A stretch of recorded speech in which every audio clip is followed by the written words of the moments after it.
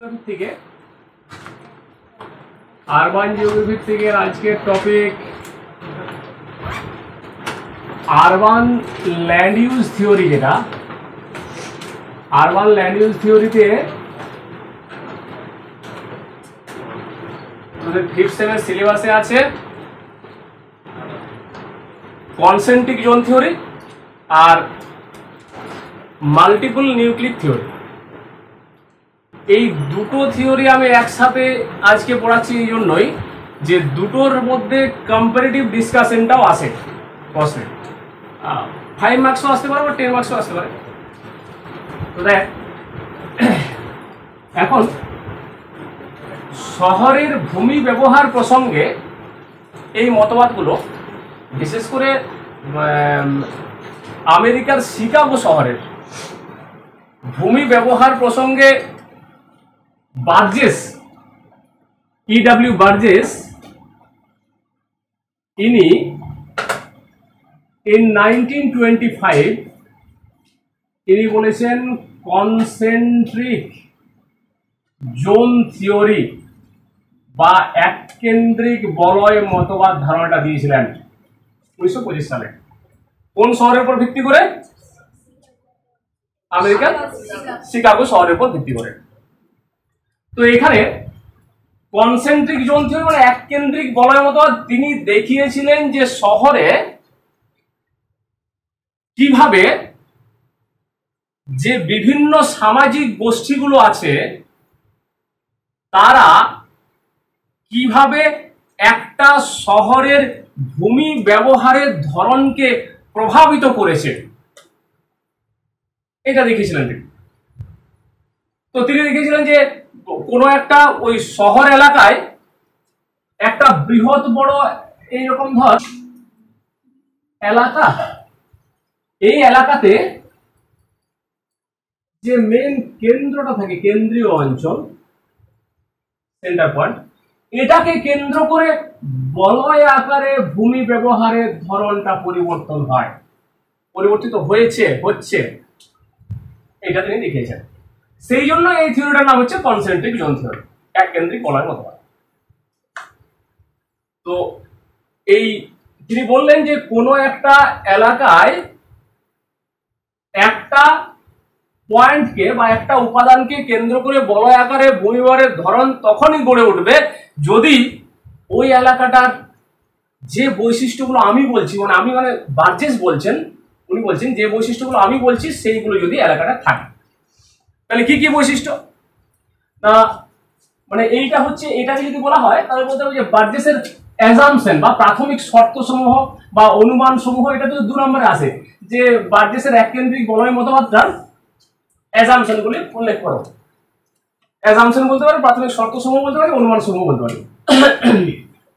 তাহলে কত এই অ্যাজাম্পশন গুলো তিনি বললেন যে দেখো এলাকাটার, দ্যাট মিন্স এলাকাটার বৈশিষ্ট্য, যে এলাকাটার বৈশিষ্ট্য কি কি হবে, এটা হচ্ছে যে ওই প্রথমত ওই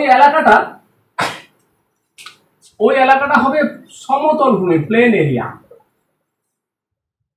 এলাকাটা সমতল হতে হবে।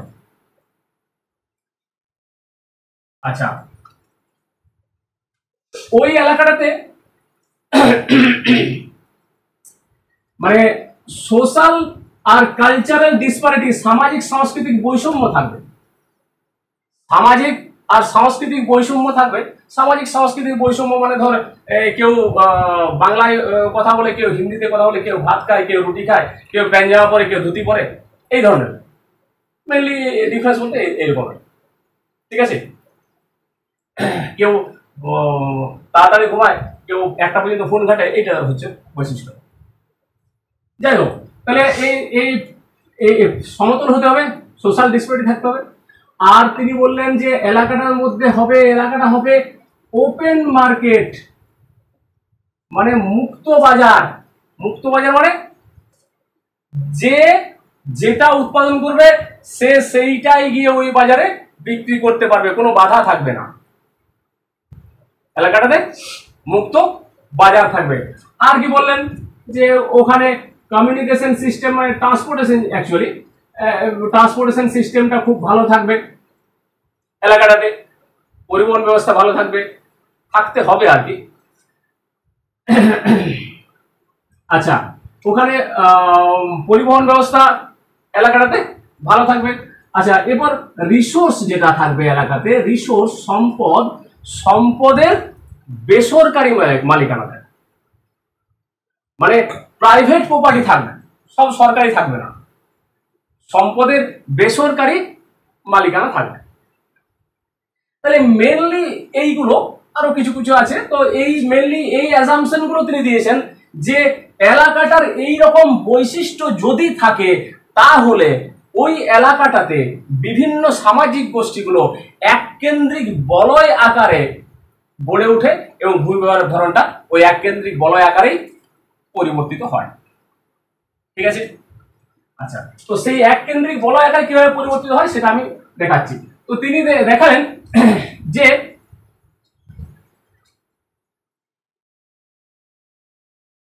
তিনি দেখালেন কি যে এইভাবে শহরের এই যে কেন্দ্র থেকে চারিদিকে এই একটা, দুটো, তিনটা, চারটা, পাঁচটা জোনের কথা তিনি উল্লেখ করলেন। 1 2 3 4 5। তাহলে এই ফার্স্ট যে এইটা শহরের যে কেন্দ্র ভাগটা, এই শহরের কেন্দ্র ভাগটাকে তিনি বললেন যে এইটা হচ্ছে কি না, এইটা হচ্ছে সিবিডি। সিবিডি মানে হচ্ছে কি তোমরা জানিস নিশ্চয়, সেন্ট্রাল বিজনেস ডিস্ট্রিক্ট। তাহলে এরপর তিনি বললেন যে সিবিডি এলাকার কি বৈশিষ্ট্য থাকবে। দেখো, এই এলাকাটা শহরের কেন্দ্রে অবস্থান করছে, ফার্স্ট জোন। এই এলাকাটা সমগ্র শহরাঞ্চলটাকে নিয়ন্ত্রণ করে। সমগ্র শহরের প্রধান বাজার এলাকা হলো এটা সিবিডি। পুরো শহরটার প্রধান বাজার এলাকা হলো এই এলাকাটা সিবিডি। এখানে পরিবহন ব্যবস্থা খুব ভালো থাকবে, ভাড়া কম থাকবে, মানে তুই 10 টাকা দিয়ে টোটোতে চেপে তুই যেখানে খুঁজে যেতে পারিস, 2 কিলোমিটার, 1 কিলোমিটার, 2 কিলোমিটার। যেটা গ্রাম এলাকায় 2 কিলোমিটার গেলে তোর পার্সোনাল হয়তো বাইক থাকতে হবে, তবে কি যেতে পারবি। আচ্ছা, এইখানে জমির দাম খুব বেশি থাকবে, জমির দাম বেশি থাকবে খুব। এখানে মানে বহুতল বাড়ি, বিভিন্ন সরকারি অফিস, সিনেমা হল, এই সমস্ত কিছু এইখানে থাকবে। আর এইটা হবে সমগ্র এলাকাটার প্রধান বাজার ও কর্মস্থল সিবিডি। তাহলে এটা হলো এই এলাকাটার বৈশিষ্ট্য। এটা 1 নাম্বার বেল্ট, 1 নাম্বার জোন।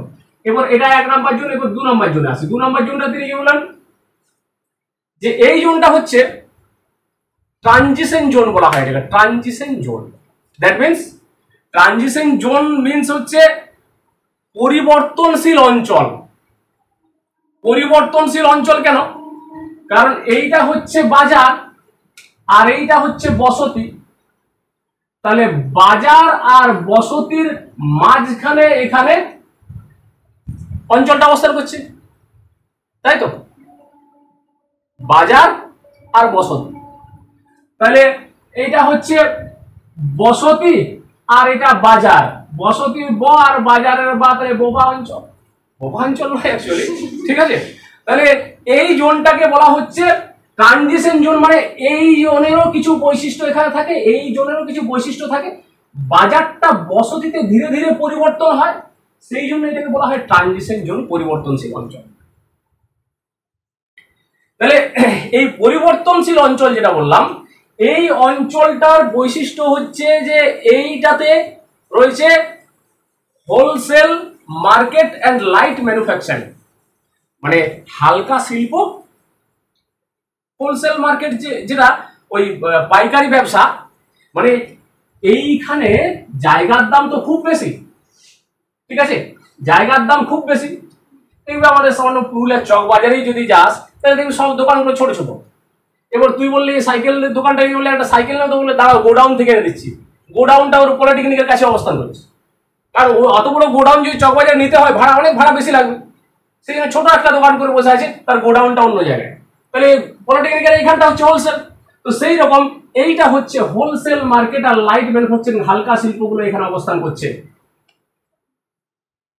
এইখানটা এই জায়গাটাতে পরিবহন ব্যবস্থা উন্নত নয়, এখানে ক্রয় প্রণালী ভালো নয়, এইখানটাতে পলিউশন খুব বেশি, ওই যে শিল্পগুলো আছে, সেই জন্য এটাকে ব্রাউন বেল্টও বলা হয় এই বেল্টটা।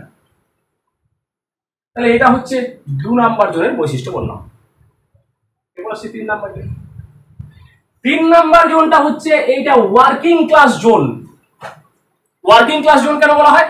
কারণ ওয়ার্কিং ক্লাস জোন এই জন্যই বলা হচ্ছে যে এইখানে 2 নাম্বার জোনে যে শিল্প আছে এবং হোলসেল মার্কেট আছে, সেখানে যে শ্রমিকরা কাজ করে তাদের তো বেতন কম, তারা কোথায় অবস্থান করবে, বসবাস করবে? এই 3 নাম্বার জোনে বসবাস করে। কেন? কারণ 1 নাম্বার জোনে যেতে পারে না। 1 নাম্বার জোনটা তো রেসিডেন্সিয়াল জোন নয়, এখানে জমির দাম খুব বেশি, ঘর ভাড়া যদিও 2-1টা পাওয়া যায়, ঘর ভাড়া খুব বেশি, তাই তো? মানে যেমন আমাদের পুরুলিয়ার এই জায়গাতে ঘর ভাড়া খুব বেশি, তুই যদি চলে যাবে ওইখানে ধর ওই পলিটেকনিক কাছে যদি ঘর ভাড়া নিস, ঘর ভাড়া কম পাবে। তাহলে সেই রকম এরা এদের ইনকাম কম হওয়ার জন্য এরা কোথায় বসবাস করে? এই 3 নাম্বার জোনে। তাহলে এইটা হচ্ছে ওয়ার্কিং ক্লাস জোন। কেন? মানে সমস্ত লেবার শ্রেণীর মানুষরা এই 3 নাম্বার জোনে বসবাস করছে। কেন বসবাস করে? এখানে ঘর ভাড়াও কম, জমির দামও কম, আর এদের যেতে সুবিধা হয় 2 নাম্বার জোনে কাজ করতে, কারণ 2 নাম্বার জোনের কাছে এটা অবস্থান করছে। তাহলে এখানকার শিক্ষা পরিকাঠামো ভালো নয়, যাতায়াত ব্যবস্থাও ভালো নয়, ঘর বাড়ি পুরানো, অধিকাংশ লোক ভাড়াটিয়া, মানে পার ক্যাপিটা ইনকাম কম, ফলে লিভিং স্ট্যান্ডার্ডটাও অনেক লো, এরকম থাকে এখানকার সিস্টেম, এখানকার ক্যারেক্টারিস্টিক্স। এরপর সে 4 নাম্বার জোন। 4 নাম্বার জোনটা হচ্ছে মিডিল ক্লাস জোন। এইটা মিডিল ক্লাস জোন। এখানে মধ্যবিত্ত শ্রেণীর বসবাস দেখা যায়। কেন? কারণ মধ্যবিত্ত শ্রেণীর বসবাস এই জন্যই দেখা যায়, এরা মধ্যবিত্ত শ্রেণীর মানুষেরা এরা সিবিডিতে কাজ করে, অনেকে আবার অনেকে 2 নাম্বার জোনেও কাজ করে, কিন্তু সিবিডিতে এটা রেসিডেন্সিয়াল জোন নয়, আবার 3 নাম্বার জোনটাতে পরিবেশটা অস্বাস্থ্যকর, পরিবেশ ভালো নয়, সেই জন্য এরা 4 নাম্বার জোনে, মিডিল ক্লাস ফ্যামিলির লোকেরা 4 নাম্বার জোনে বসবাস করে। কারণ মিডিল ক্লাস ফ্যামিলির লোকেরা এই যে 2 নাম্বার আর 1 নাম্বারে কাজে লিপ্ত থাকে, এবং 3 নাম্বার যে জোন ওয়ার্কিং ক্লাস যে জোন, তাদিকে নিয়ন্ত্রণ করে কারা? এরা।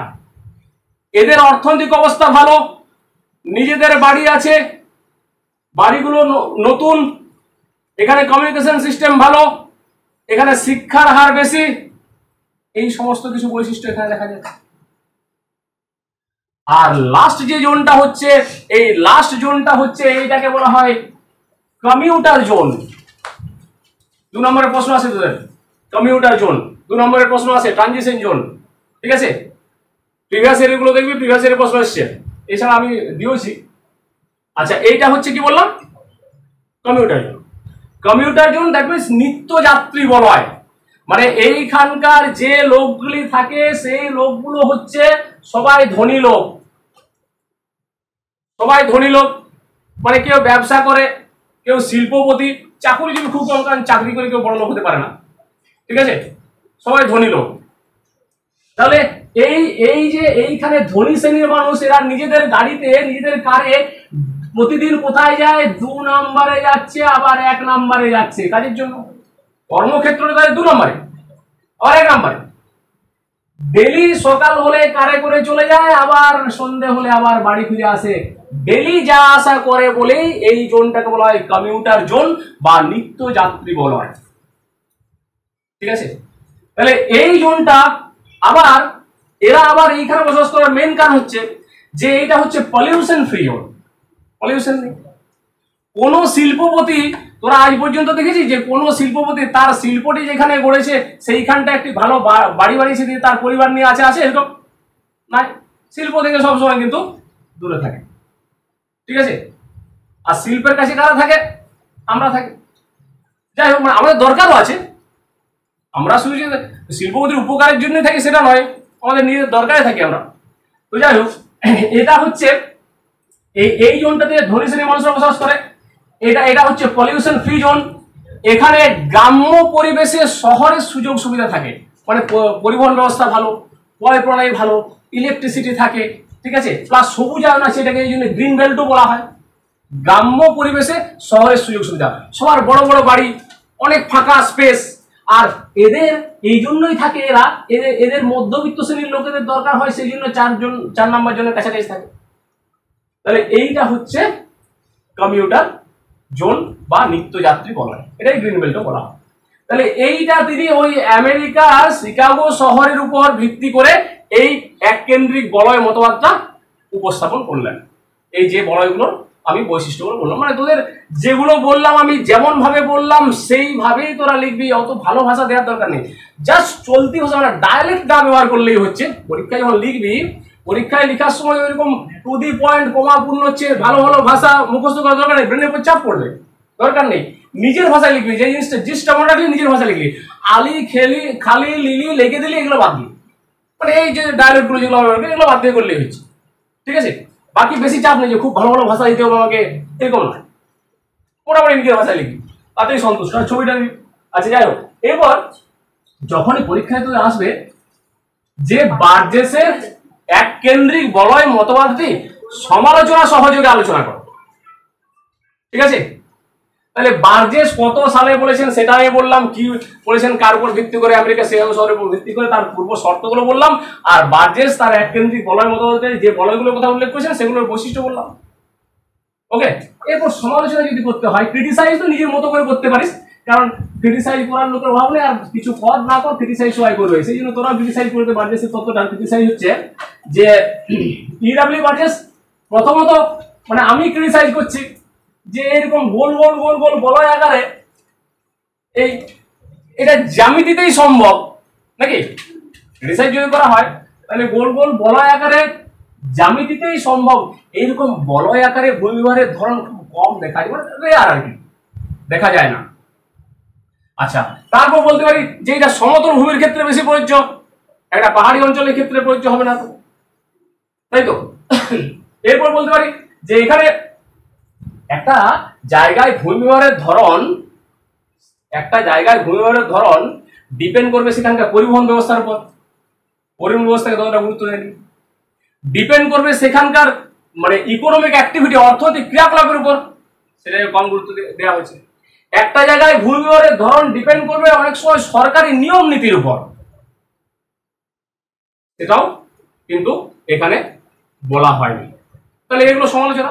তবে যখনই তোরা ওই সমালোচনা লিখবি, সমালোচনা লেখার পর লাস্টে একটা লাইনটা লিখে দিতেই হবে যে যদিও এই তত্ত্বটা সমালোচিত হয়েছে, তবু আমরা বলতে পারি যে ইডব্লিউ বার্জেস তার এই তত্ত্বটাতে আমেরিকার শিকাগো শহরের ভূমি ব্যবহারের ধরনটা সুন্দরভাবে ব্যাখ্যা করেছিলেন, এবং এতে যে শহরের কেন্দ্রভাগ থেকে বাইরের দিকে ভূমি ব্যবহারের যে ভ্যারিয়েশন পাওয়া যায়, সেইটা এই তত্ত্বে খুব মানে পুঙ্খানুপুঙ্খভাবে বর্ণনা করা হয়েছে আর এই বলে তোর লেখাটা তুই কমপ্লিট কর, ঠিক আছে।